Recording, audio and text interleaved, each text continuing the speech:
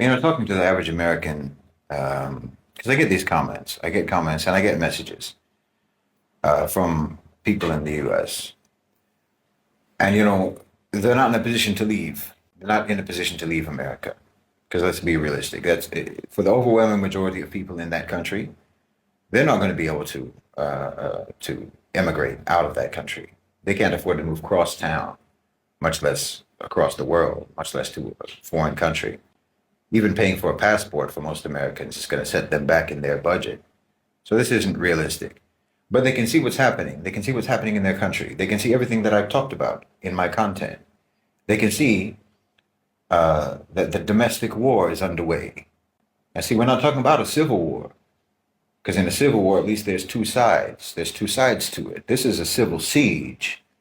You're under siege. This is a war to occupy and to enslave you. That's what this is. And there's no real way to prevent you from seeing what's happening. If you're in America, if you're an average American person, you can see what's happening. All they can do is try to confuse you about why it's happening so that you won't understand that what you think you're seeing is actually what you think you're seeing. In other words, they're besieging you. They are besieging you, but they might be able to make you think that they're doing something else. Like it looks like a siege, but maybe they're actually up to something else. Like they're saving you from an immigrant invasion, or they're saving you from radical, woke, neo-Marxist feminists or something like this, right? They'll come up with all different explanations for what they're doing. They're saving you from Antifa terrorists, or they're saving you from China, or they're saving you from Russia. We have to destroy the farmers because that's the only way that we can defeat China.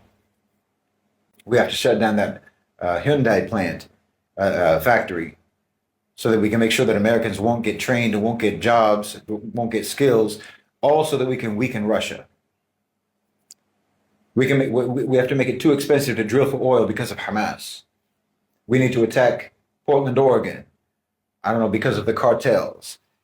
You know this is nonsense. And they know that most of you know this is nonsense, but it doesn't matter because the more they have you in a chokehold, the less important it is for them to try to convince you that they're giving you the Heimlich maneuver because they've already got you in a chokehold. So they don't need to get your consent. So it can be outlandish. It doesn't matter. Their reasons can be outlandish. They can even tell you it's because of UFOs at this point.